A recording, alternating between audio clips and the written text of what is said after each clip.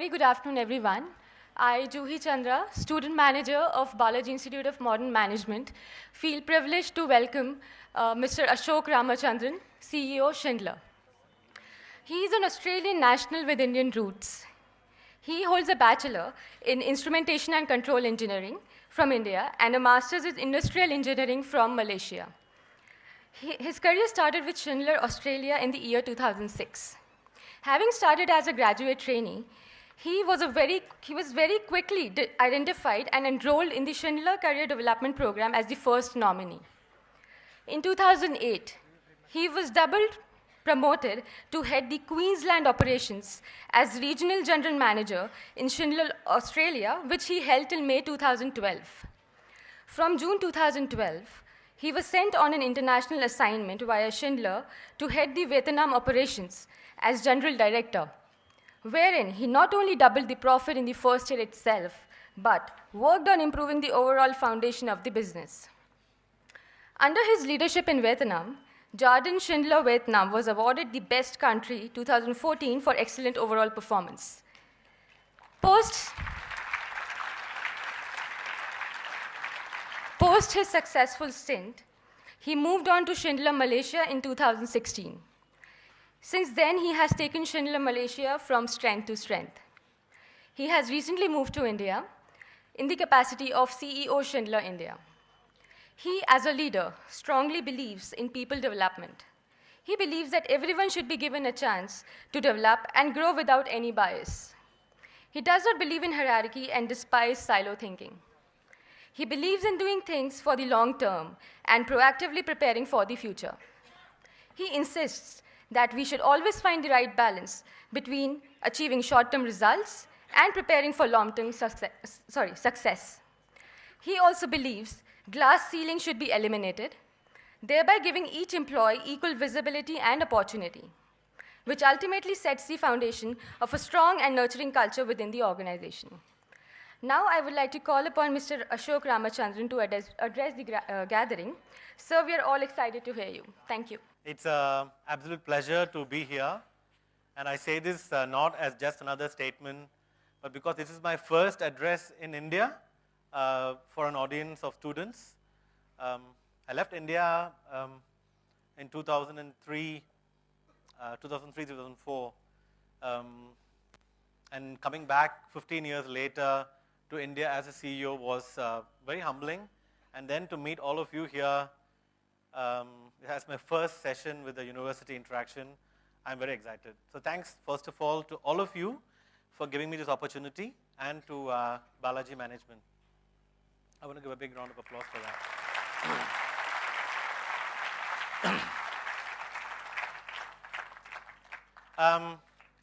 When I was thinking about what to talk about, for you guys today, I really wanted to think about the topic, the challenges and opportunities in an emerging business environment. Now, most of you, I know, you can easily go to Google. You can actually Google this topic, and there's tons of information, which you can all read. So I really thought that I don't have to be spending my time to tell you guys the theory about what are the challenges, what are the big opportunities coming up, all about the big stuff that you read in the newspapers and in the internet. That's easy information you guys have. So today I wanted to, I will touch a little bit on those stuff for sure, but I wanted to focus on how my journey has been achieved because of the challenges and opportunities that I took and that I underwent, which I thought would be something you guys would like to know and to take away as well, as you prepare yourself for a world outside where you are right now, very much sheltered and cocooned, right? So we'll keep it interactive. If you do have questions in between, please raise your hands. I'll be more than happy to do that. I'm going to pace myself that I'll spend about 20 to 30 minutes presenting, and then we will have a good time after that in terms of Q&A, right? And I will try and give you guys more a global perspective with my experiences in the 3 countries that I worked, which also hopefully will help you guys. Okay, so I'm sure many of you guys have heard this word, the VUCA world, right? most common thing you hear now, the changes that's happening in the world. And the first thing I wanted to mention is that this change has always been happening. It's not like only in our generation this change is happening. At every generation, the changes are happening. We feel it more because of media, social media, the access to information that we have from social media. So that's why we feel that, oh my God, everything is changing. The fact is the change has always been happening. So the common changes that we have seen is political, legal, and economical. And when I talk about political, I wanted to draw the attention of all you guys that world over, there is a movement to elect corrupt-free governments. This is actually happening as a trend right now in the world. Corruption has become a very, very important plank in most countries. And there is also an anger against the current establishments in most countries. I think the win of Donald Trump in US is a very clear example of that. People wanted something else. They didn't want the same. We saw that in India with the win of BJP government. You also see that in countries like Egypt, where there was a revolution against the incumbent on corruption. We also see it in many of our Southeast Asian countries. Indonesia went through that. President Joko won an election purely on a corruption plank. It was the biggest victory that Indonesia has had. And for your information, Indonesia is a huge economy in terms of what that can offer. Many big companies, China, India, and Indonesia is an important market for them. So in a country like Indonesia, where it's predominantly Muslims, he had a big victory. We saw it in Philippines as well.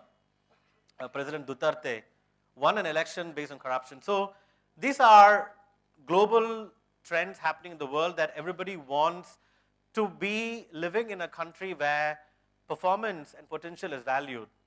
And this is something important for you guys as students to think about as you go into work life, as to how, as a good political citizen, you can be right from the organization that you work in, which is integrity. So you want to make sure that you have a good integrity in place as you join organizations. I still remember this incident in Vietnam. I just joined Schindler Vietnam in 2012, and we had recruited a logistics officer, a very junior position, but a young, educated, smart girl had taken the job. And about 6 months after, I get an anonymous letter that this particular person is asking for bribe for every shipment that's delivered in the warehouse.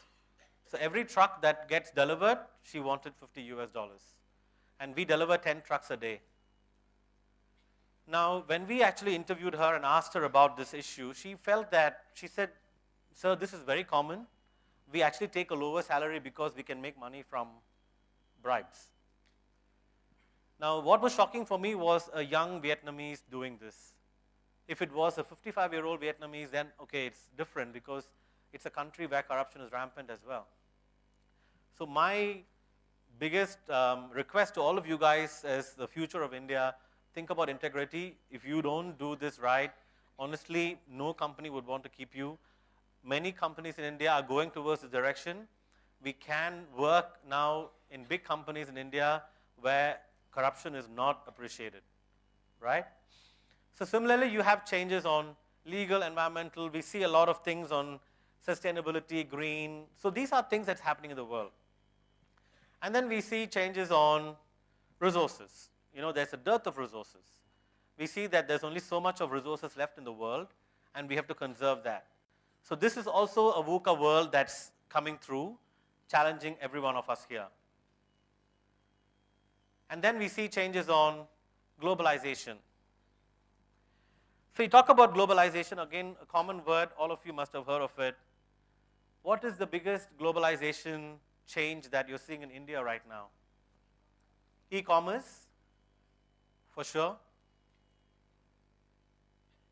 One of the big changes, sorry? AI, artificial intelligence, IoT, digital economy. So these are big stuff. Foreign investments, it's all Walmarts, yeah, it's always been there, but it's getting more important now. Now, globalization brings what is called as a regulation requirement. Now, when I was in many of these developing countries like Vietnam and Malaysia, and now in India, there are big companies interested to work with these countries. But what they want is well-established organizations with professional people who do things the right way and get things done. We cannot actually, anymore say that, oh, this is India, this is how things work. Well, then we will always remain in a section of achievement, I would say. So you have to think about bringing ourselves to global standards. We don't want to be always seen as the back office of the world. We don't want to be number one in terms of number of call centers only, right? We want to be also seen as a country where big R&D investments are happening. And for that, we need students who are ready for that kind of thinking as well. And many of us would also have problems in getting our hands dirty. A very, Asian upbringing of parents is that you want, the kids to grow up, sit in an air-conditioned office. Again, if you see the big developed countries, they have people, very smart people, electricians, plumbers, making much more money than you can ever imagine. An average salary of a bricklayer in Australia is about $250,000. It's much more than what managing directors earn in many companies. So it's about being ready to do a job where you can add value, but also if it's dirty work, so be it. So we have a couple more, VUCA world stuff. Diversity is a big one. I'll talk about it in a bit later, in fact. So I just want to give you guys a perspective that the world is changing. We all know that. We've been reading about it a lot. And we need to see how we can be prepared. And that's some of the things I'm going to talk about now is how I have been, in my own journey, used the opportunities, converted the challenges into something that I can achieve as well. Okay, so let's go a little bit into that. This is my journey that I've had that I want to share, and I want to share a lot of examples through this journey. So just to give you guys, I'm not sure if it's very clear, maybe it's not, so I'll have to speak through that. So I was born in Chennai, raised in a very normal middle class or lower middle class family as well. But I went to one of the good schools in Chennai called Padma Seshadri. Those who know Chennai will know it's one of the best schools there. But that's sort of a lot of hard work my parents had to give me a good education. Now, as a student, I actually wanted to become a singer because I was deeply into classical music.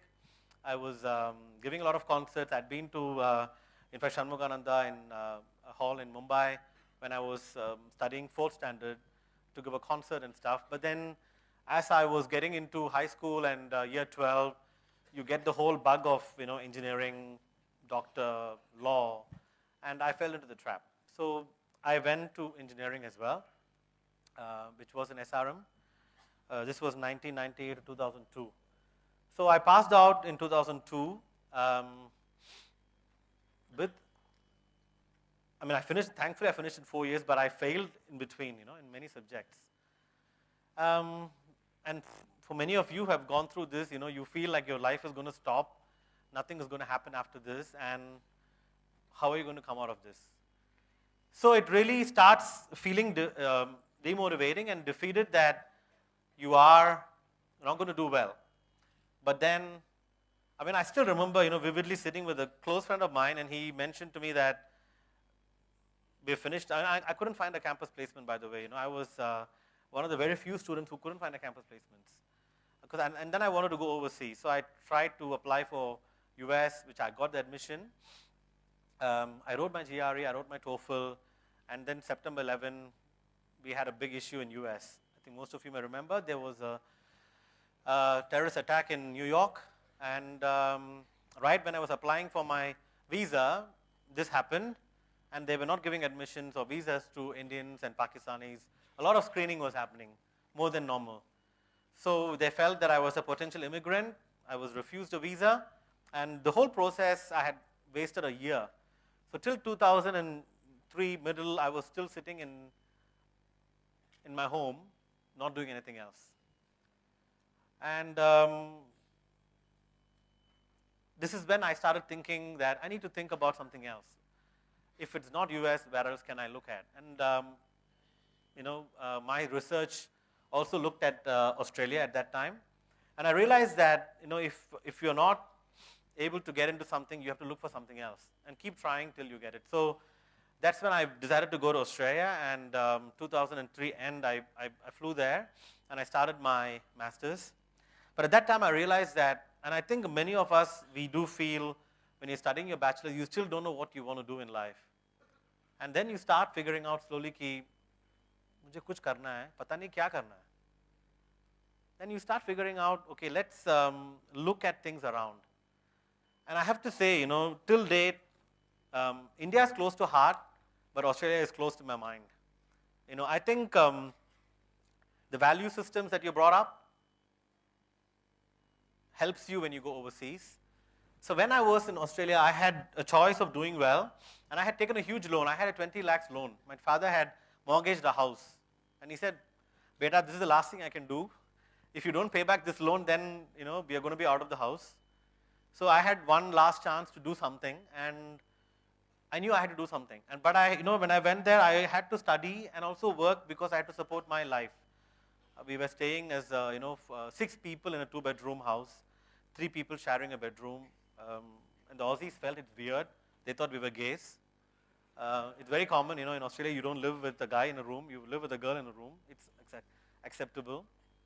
But these were times when we didn't have money. We only had, I could earn like $500 a month, but the rent will be like $300. And then you'll have $100 and you can't call home and ask for money because they themselves are finding things, as tough as it can be. And when I was studying, I realized that if I don't do my master's well, I'm going to be in trouble. So the university had given me internship options for 1 semester only. After that, it's up to the students to find ways to go and get a part-time work in a company or do a project work. So the first thing I did was I took Yellow Pages, started calling all the companies and asked them for an internship opportunity. Few of us did that, not many. And those who did, we did get it. We were doing internships in decent companies, learning a lot of things every semester. And this is something that I want you guys to take away as well, is that you've got to think a little bit outside what has been asked to do. Nobody asked me to look at Yellow Pages to find an internship. It was my own initiative. But I had to do it because I wanted to find something that can get me a job after I graduate. And then I was lucky, when I was doing my last internship, the company decided to offer me a job, but they said that you need a permanent residency if you want a job here in the country. And the permanent residency rules was that if you don't have a job at least for 6 months, we won't be giving you a permanent residency. So I was able to convince my company that give me a 6 months internship, but a paid internship. And to get that, I had to do a project, this was a furniture manufacturing company. And I was looking at their cycle of when they design a furniture to when the furniture comes out of the factory. So this duration was taking about 6 months normally for them. So I worked with them, we brought it down to 2 months, and I actually told them that let me show you it works, and we showed them it works. When I did the final session, it was an audience like this, we had to present, and the company board stood up and said that we buy what you say, and we're offering you a job. And it was the last day I had to apply for my residency. If I had not got that offer that day, I had to come back to India, and I had no idea how I would have paid back my 20 lakhs loan. So that was the first job I got that helped me set my foot. So that was, I think, we're here, Moran. That was the first company. It's a very leading furniture company. A small chair costs you like $4,000. That was that kind of company they were. It's a very expensive Italian furniture brand made in Australia. They don't exist anymore. It's been bought by Chinese now. Then I my boss called me one day when I was in Moran, and he said that this company is too small for you. You have to find something bigger, I think, because we won't be able to support your knowledge that you're trying to contribute for us. And the reason he felt that is I was always doing things beyond what was asked. Something that I would like you guys to think about when you start working. You'll be given a job scope to do things, and many of you may do that very well, but trust me, to be noticed amongst the crowd of graduates that we have working in our company itself, we would like to see you guys doing something more than what we expected from you. So that's important as a work, when you get into work. So when I started, then what happened was Schindler had advertised a management trainee role. I applied and I got through. And I was in Melbourne at that time as a student. So Schindler sent me a ticket to fly to Sydney to meet the managing director for the final interview. And as a student, when you get a ticket sponsored by a company first time, it's like, wow, something good is happening. So I flew all the way to Sydney, got the job, started Schindler, and I was in an entry-level job as a quality engineer. Now again, this is a job that is very common, and you can get easily lost in the organization of 1,000 people. And the first few weeks and months, I would say, I had nothing much to do in the company, right? It was not much of work. First few weeks, I was spending behind the internet just reading news. And then I thought that, again, this is not going to be of any help if I don't do something better. So I went to all the department heads, all the company directors, and I used to ask them, what are the current challenges that you're facing and your team is facing? Can I help you do some initiatives, some process improvement projects to improve what you're doing? Most of them didn't even talk to me. They thought, this is a dark guy from India, what does he know?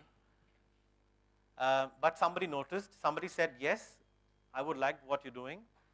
So he asked me to do a process improvement initiative to improve the work that his department was doing. Now that went very well, and it got talked upon in the board of directors meeting that how there's this young guy, he's come, he's doing this work, this is the results we are seeing, and all of a sudden everybody wanted to have my time. So this was something I created, Nobody came and told me that, why don't you go and talk to your company directors, ask them, what can you do more? Initiative. Something that you guys can think about. And now, you're in a college. You probably have a lot of internship opportunities anyways, but how can you make that even better? How can you make yourself stand out? I'll give you some examples in the end. I have a takeaway slide with some things that you can, take away from about standing out. There's a lot of things you can do, but I'll share you some very small examples. So, at the same time, company launched a development program. It's a global program to groom the next level of managing directors and leaders in the organization. I got into the program because everybody by then started talking about me in the company, and they nominated me for the program. And part of that, I was promoted after being in the entry-level role in 2 years' time. So at 27, I became a general manager for a branch in Australia, which is Queensland. Brisbane is a city. You may know Brisbane. I was based in Brisbane, taking care of Queensland. It had a turnover of about 100 million Aussie dollars company, about 150 to 200 people. Most of them were 45-year-olds, 50-year-olds, white Australians. And here I was, 27-year-old, young guy from India, dark skin, it was not easy, right? Almost intimidating, in fact. But again, it's how you go to make sure you can get all your people on your side. So most important thing that I find in many young engineers who come join now, they have a big ego, they have a lot of sense of I'm amazing, I'm God. And that starts the downfall, right? So wherever you are, whether you are in India, whether you are overseas, wherever you are, we have to respect the people who have been there for a long time. Even in India currently, right, many of my management team is much older than me. Now I can't go and tell them this is how we're going to do things, because they have been running the company successfully for the last 20 years. So it's about connecting with your people emotionally. So when you are working as an entry level in a company, make your networks and connections with your people that work in the company. You may never know who is going to be important in the future. Don't ever think that you only have to know the managing directors, only the director levels. Your colleague next to you could one day become one of them. And today, when you have the opportunity to network with professionals, that's what's going to help you to take you to the next level. So another lesson that I learned was being humble is not a sign of weakness. It's a sign of great leadership. When you say that you don't know something, people appreciate that. And the most common thing I have noticed, in working in Asia is that there's a tendency to say yes for everything. Whenever I used to ask people in Malaysia or in Vietnam, I haven't seen so much in India yet, but they always say yes, I can do it. And they actually have no idea how to do it because they're scared that by saying no, it means that you don't have the knowledge and you look down upon. The world has changed. The leadership of 1950s and 60s was command and control. Now it's not anything about command and control. It's about working together with your colleagues, and we just have different titles. It doesn't mean anything being a CEO or a director. You treat people with respect. Together, we achieve something. It's just a title. It's like at home, right? Your mom, one is a dad, one is a mom, one is a kid, one is an aunt. Same way companies are as well. So remember this, that what you bring is your humbleness, is the thirst to learn from everyone. Be it a tea lady who brings tea for you, or be it the secretary in the front, learn from everyone.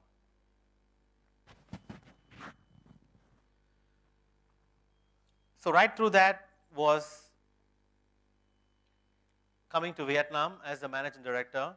The learnings I had here was working in different cultures. It's understanding the cultural sensitivity of each country and respecting that is very important. We had a lot of white people, Westerners, who come to Vietnam or to developing countries, and even in India, I've seen this. And they talk down upon us, They're like, oh, Vietnamese, Indians, you guys are not good enough. And when you have such kind of talks, nobody likes it. So it's about respecting whoever they are. And in our context in India, caste, religion, this is important. That we don't talk about segregating people based on where they come from.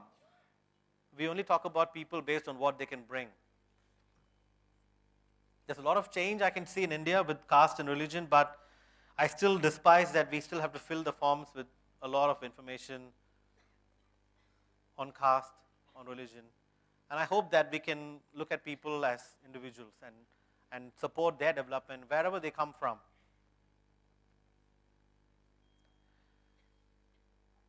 So that journey in Vietnam was about 3.5 years where we achieved amazing success because there was a lot of young talents like you guys, and it's about giving them the opportunity. We gave young guys huge opportunities. We have a 30-year-old director now.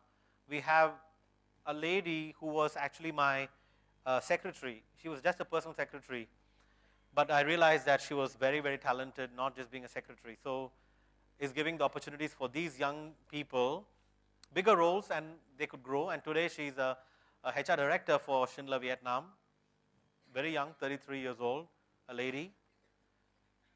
So for you guys, it's about not thinking that I can't do anything else. You can do whatever you want. Now I've heard that many people or many young ladies think that you can't work in an engineering company. You can't work in a field job. Let me tell you, when I went to Malaysia, we launched a field engineering program 2 years ago, and my first candidate was a lady, a young Malaysian of Indian origin, Punjabi origin, and she came to me in the interview last round and said, we've never had women for this role. You're going to be the first one. Why do you want to do this? And she said my grandparents were all fighting for the Indian Army. We come from a very strong Jat army family, and my parents think that I can't do this. She said, my parents feel that I cannot do a field job, I can't go to a job site, and I can't do dirty work. She said, I want to prove them wrong. If my brothers can do it, I can do it. So for all those beautiful young ladies here, you are your own trouble. If you think you can't do it, there's no rule that you can't do it. If you feel you can't do it, you can't do it. And companies are working towards this to make it inclusive for women as well. So for this girl, for example, we did have some practical issues. Job sites, there's no toilets or proper toilets. So we actually worked out job sites where there is proper toilets, or we worked with the builder and asked him to give their personal toilets for the lady.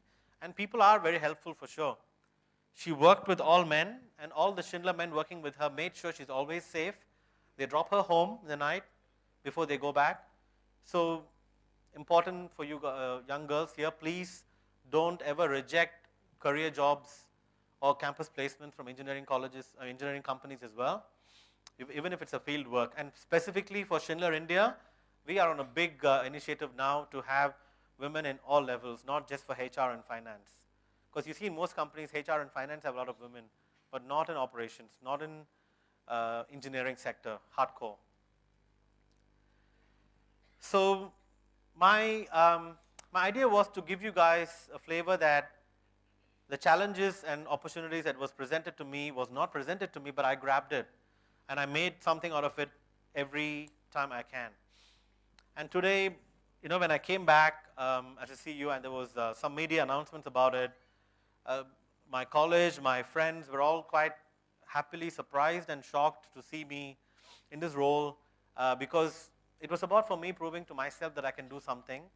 It's about each of us being better than what we were yesterday. So when you go out to the world, compete with yourself. Don't compete with anyone else. There's no two-person the same here. You got to be better than yourself of yesterday. That's what is important. Since I do work for Schindler, I thought I may have to show you guys what we do. So there's a small video that we have to share with you guys, just so there's a context of where I am right now.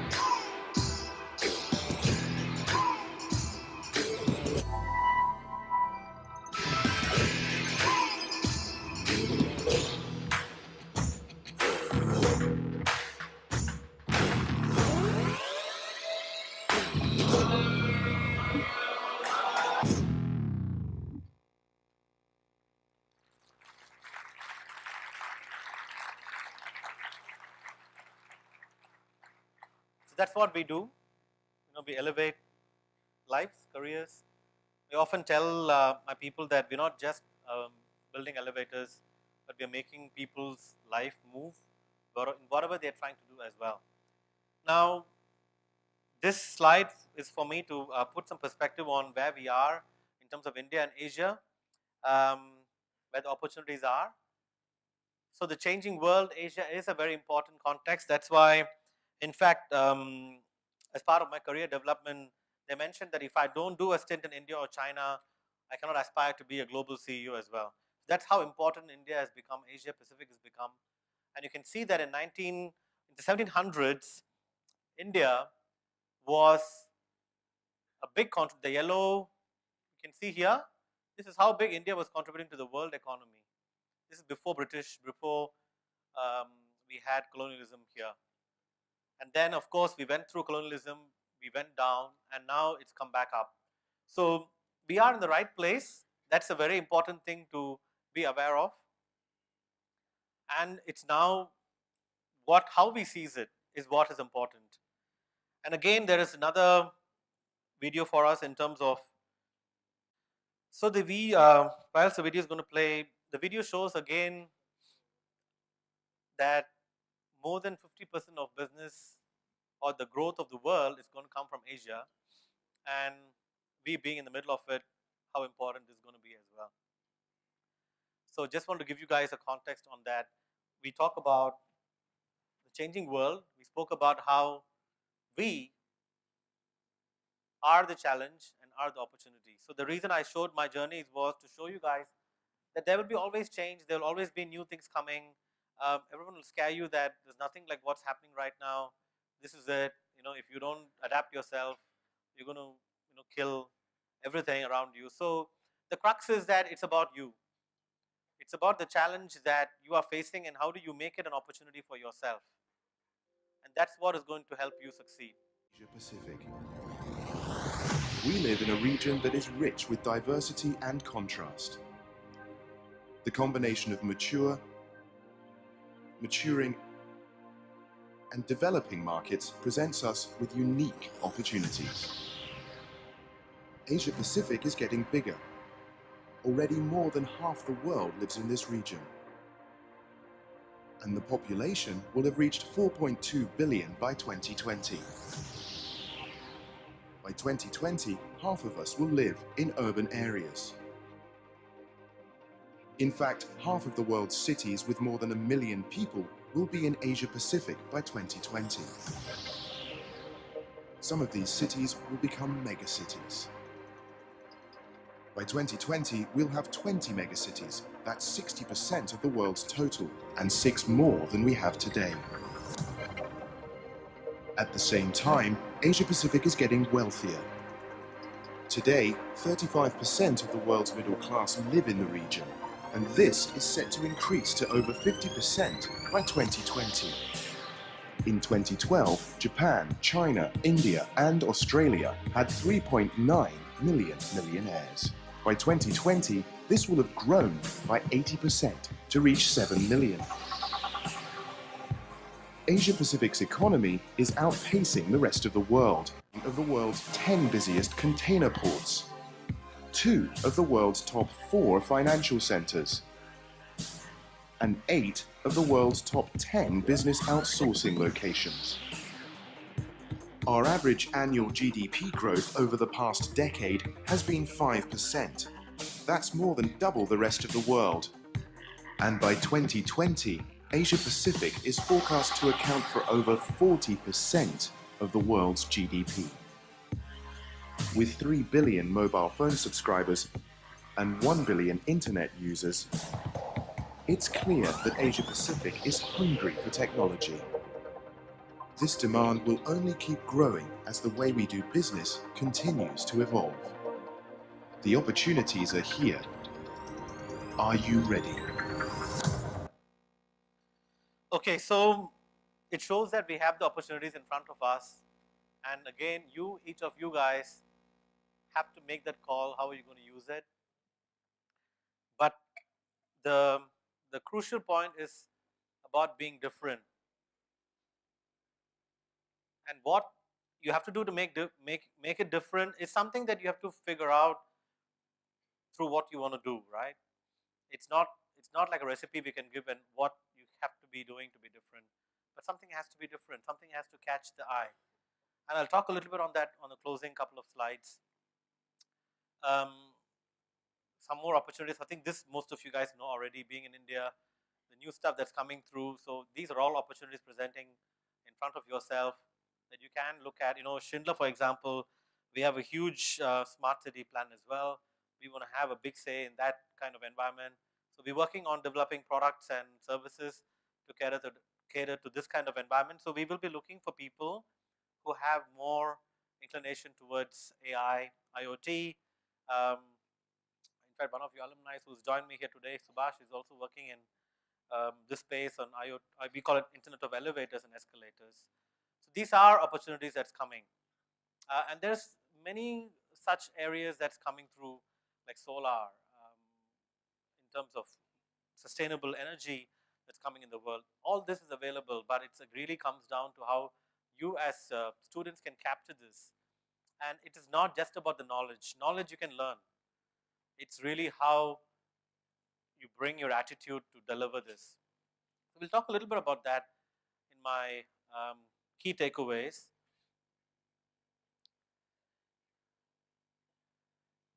So I'm saying here, starting from future, this is creating the future. This is what you can do. It's not about what's available. So you can create something by going into the opportunity and jumping on it. So for example, you saw that I had the opportunity to work in Schindler, but how I get out of it and become something was in my hands. I could have been just a normal employee, gone through 3 years of being an engineer, then become a senior engineer, then become a assistant manager, then become a manager, then become a senior manager. But I knew that I had to be different. So it's about how do you try and create your own special thing with what opportunity you're given. If you are given, for example, an event to manage like this, how can you make it special? That nobody has done before. That's what I mean by creating your own future. In Schindler, India, we have 4,000 employees. And it's not practically possible for me to know 4,000 employees, right?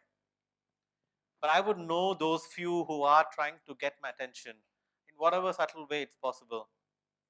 So some people, when the announcement went out that I was coming, they sent me an email welcoming me to India, offering their help to settle down with the family.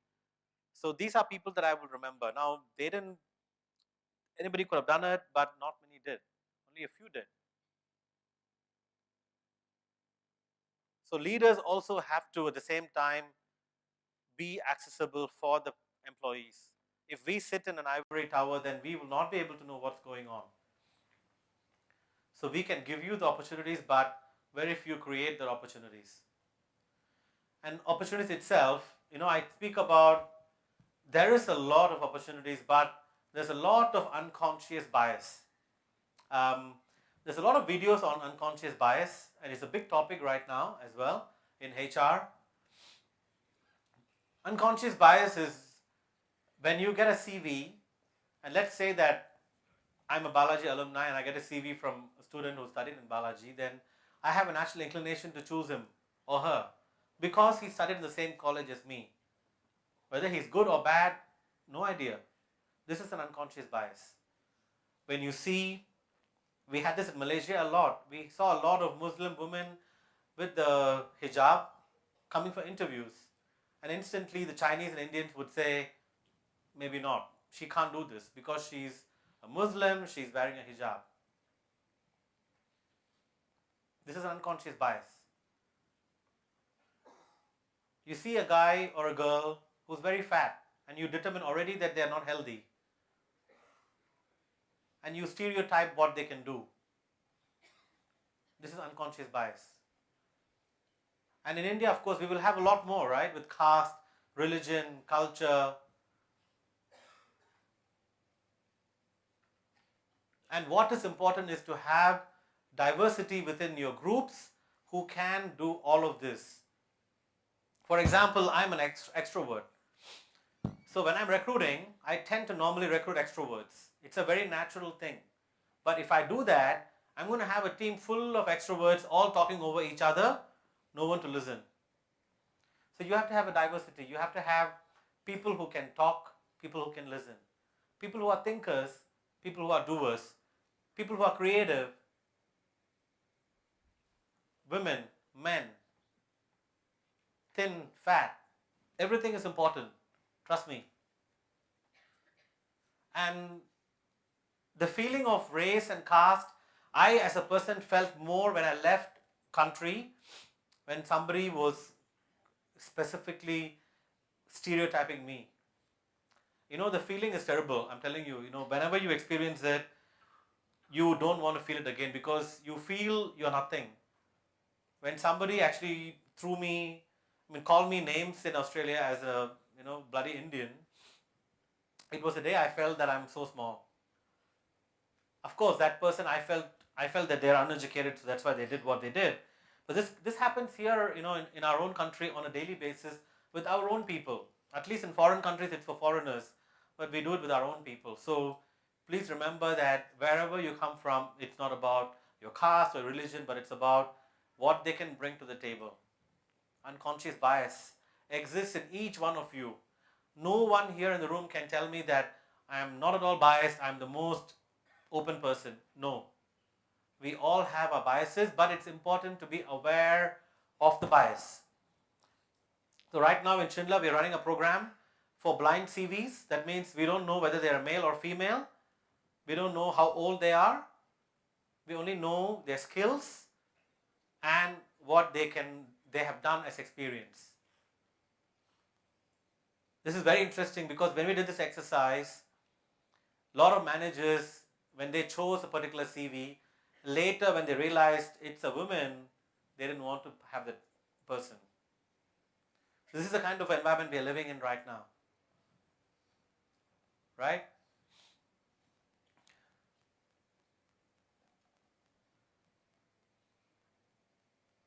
So again, I'm kind of repeating a little bit more on capitalizing on the opportunity. So when you have options presented, just have to go and make it happen. It was on a very short notice that I actually had to go for an interview for my Vietnam role. We were a joint venture with another company called Jardine Matheson, and I was asked to go to Hong Kong to have an interview. And I had to do something different, and I had to capitalize on the opportunity as well. So on my CV, I have in the heading you have your objective.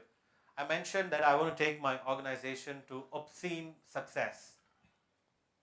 So I just wrote it. I didn't even think about obscene. For me, obscene was something amazing. So the guy, the director of the company, Jardine, who was going to interview me, he wanted to meet me and he had circled this word. He said, I'm very curious to know from you about this word. Why did you choose this word? That's why I called you for an interview. So I was trying to be noticed by having something different to capitalize on an opportunity I was given within a 24 hours notice. So a lot of times you're given chances in the last minute. Maybe somebody hasn't turned up to do something and they call you in. Don't say no, go and do it. It's important. I write there, better before more. You have your knowledge and your skills. Try to always be better than yesterday. That's what I keep repeating, Continuous improvement is very, very important. You can never think that this is it. I can't do better than this. And the day you feel this is it, you may as well die. Because what's the point of living if you can't be better on a daily basis? And you see this in organizations, right? When you start working in a company, you feel, I'm only doing the best I can. No. We can't do even better than what we thought we did. How many of you have gone through a weight loss journey so far? You've tried to lose weight, right? And how many of you thought that you can never lose that weight? I have, I remember this myself. But when you make it happen, how does it feel?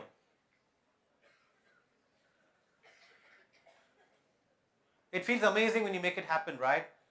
But the most important thing is when you do it, even better than the best practices that you've seen. Winning a running race with your brother or your sister, or winning a running race with the champion in your college, that's different, right? So that's where you feel, you should never feel that this is it, I can't do more than this. So it's about focus, but it's about all the 4 elements of F, O, C, and U, which helps you to succeed in your life. And I promise to share with you guys some examples of what can you do to make it different, to succeed. I have only a few examples. In fact, I also want to call Saumik. Saumik, can I have you here? You know what? The main reason I came here was because of him, and I don't think even he knows why I said that to him. So I actually happened to see him on LinkedIn. I just added him because his profile had something interesting. I actually messaged him. I looked at it yesterday. I messaged him saying, "What is a marketing hustler?" Right? That's your title. So I have some examples here. I actually didn't want to put his face and embarrass him, but I wanted to talk about it. He's a very similar one for me. You see there, on the top, there's a profile called Nafis Nasri. His title was Global Citizen. I was very intrigued. I'm like, what's a global citizen, So I added him and I met him. 21-year-old guy in Malaysia, comes from a village, and the most amazing person I have met in my life. He runs his own NGO at 21. He works in the day. He has a day job. In the evening, he works in getting the poor Malays in the villages to become ready for work, giving them life skills, communication skills, how to succeed in life. Global Citizen was a title that attracted me. Similarly, how I added Saumik, and then he messaged me asking if I can come here for the session. Now, these are very small things. I don't think even he would have realized how important what he has done. But people notice.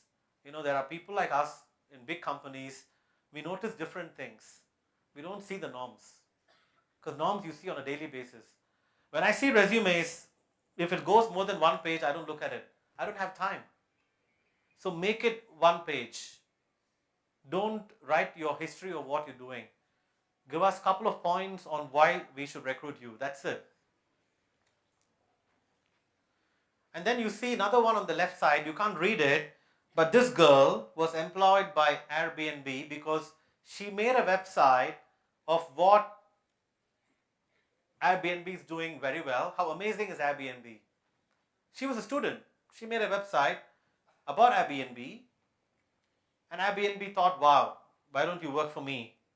And they employed her. The third one there, Michael Theo, again somebody I met in Malaysia. A great story, a very young guy. He's 27 right now. When he graduated from university, he went and applied for a global entrepreneurship competition, a socially responsible entrepreneurship competition. So if you guys see such things in the internet, just go and apply for such things, because he went on to win this globally. He was the champion in the world, competing with even Indians apparently. And from there, he goes on to do a lot of amazing stuff. But a small thing I want to share about him is that he had a dream to meet President Obama, the president of US, when he was the president of US. Now, this is a common man, Michael Theo. For him to go and meet president is not easy. But he didn't think of it that way, right? He said, I'm going to try. What did he do? He wrote letters to White House. He wrote 25 letters to White House that I would like to meet President Obama. And it happened. President Obama came to Malaysia 2 years later, and the embassy contacted him and said that we are impressed with your keenness to meet President. They invited him for a catch-up. And he actually taught me that never ever think that this is it, I can't do it, it won't be possible. It is possible. He's a very normal, average guy who was able to meet the President of US because he thought differently. He thought he could write and make it happen. So thanks, Somi. I've given you some small ideas. I mean, there's a lot of things you can do. I could go on for a whole day talking about what different things you can do. Have a restless mind. This is the age you can, because by the time you're 40, you probably want to have a more peaceful mind. The restless mind is to do things better. That's what I mean. Every day you keep thinking, how can I be the best student that my professor has ever seen in his career? So you got to think about it. What can I do better? What can I do different? It's not about the marks. I told you, right, I failed a lot of times. I'm sorry to the professors that I'm saying this, but I think it's important that marks don't determine your future at all. There are many examples. I'm not unique. What's important is that you be different, you be better, network a lot. LinkedIn is an amazing resource. There's a lot of other resources as well. Connect with people. You may have a lot of rejections, but someone will notice you, and then your career starts from there. All right? Thank you very much.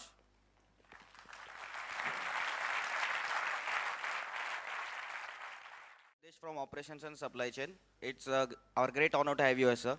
So my question to you is that Schindler provides mobility solutions to builders and architects. So how Schindler as a company uses the latest technologies such as AI and IoT in their products in order to sustain and cater to the versatile and changing needs to the customers. Okay. Well, I have a guy who's expert on this sitting here, in fact, from Schindler. But we have formed a new company, Schindler Worldwide. It's called Schindler Ahead. So you can actually go to internet and search for Schindler-ahead.com, where we are giving a whole end-to-end IoT solution. So we partnered with Huawei, which is the hardware telephone company, and with GE for the Predix platform of software. And the elevators coming in the future, actually not even future, already existing right now, is becoming more predictive, which means you will see elevators in future that will not break down. We will come and fix it before it breaks down. So we're predicting the possibility of a breakdown and fixing the elevators. But the most exciting journey that elevators are going to see is a personalization. So everybody wants to have a personal elevator. You will start seeing that depending on kind of buildings you are, you can actually personalize the content inside elevators. We can actually play special music, your favorite visuals inside the elevator panels.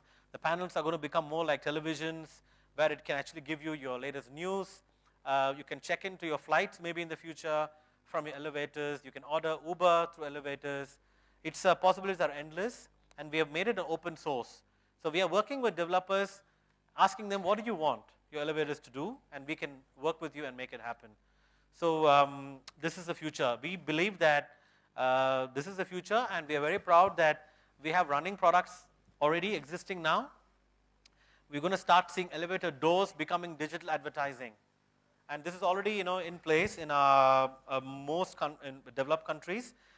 India is going to go live this year, so we are bringing it soon in a very exciting way, in fact. So there's a lot coming up. I think the world is going to be all about AI, and if you don't do something, you're probably going to be out of business. Thank you, sir. Hello, sir. My name is Muskan. And as you rightly said, that the respect factor among employees and enthusiasm to say yes to many things is missing in India. So, as per your experiences in foreign companies, what would be your suggestions to an Indian HR to overcome these issues for the betterment of the organization? So what was your question about respect for? Respect among employees, like lower level employees, and mostly they deny to do tasks which don't favors them. Yep. So what could an HR do as per your experiences from foreign companies and foreign culture? Yeah, it starts from top. It starts from the leader of the organization. If the leader of the organization and the management team is very hierarchical, then the company will become like that. There's no doubt about that. I think even in Schindler India, I find it, even people calling me sir, I find it very difficult because I just feel like I'm just a normal employee. But they don't think of me like that. It's just the way we are as a country as well, the culture of the country. So it's important that HR makes the management really aware of the kind of value systems we want to bring, the kind of culture we want to bring. Moment there is power, people feel powerful. No. The moment you're given power, you feel responsible. So that's what I think HR can do, is to bring the awareness about, I mean, the best leaders in the world are humble. You don't see successful leaders who are walking up with the nose high and, talking that I'm the best and you guys are slaves and stuff. So that's what I would say. Yes, that dominating factor comes between them. Yes. Yes. Thank you so much, sir. Good afternoon, sir. I am Ujjwal from PMHRD batch. Sir, you have worked in many countries, so my question is that What are the common things in every country what CEO expects from CHRO? Common thing in every country, people's passion is very common. You know, whenever I go to a new country, everyone will scare me saying that, oh, you got to be, like when I was moving from Australia to Vietnam, they said in Vietnam, the leader has to be like a boss. You don't have to be humble. You got to tell people what to do. They say the same for India as well, in fact. But I don't agree at all. I think in every country, people want the freedom. They want to be heard. They don't want to be told always what to do. They want to be given the freedom to be doing what they like as well. So it's more a collaborative leadership. And the CHRO has to be a very strategic partner. See, I am a very big HR fan. If I'm not a CEO, I'll be in HR. But many of my colleagues who are leaders, they don't feel that. They think HR is very much a transactional, paperwork-based role. But I personally feel that HR is a very strategic role. I would rate HR as a number 2 in the organization after CEO. And then the CFO comes, in my mind, at least.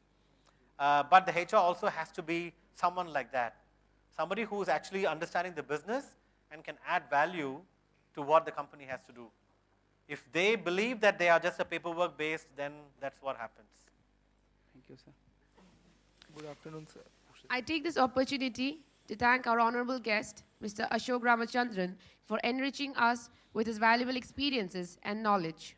Your journey is the perfect example of the saying, the sky is the limit for your success. I'm sure the student managers are deeply motivated and inspired after listening to you.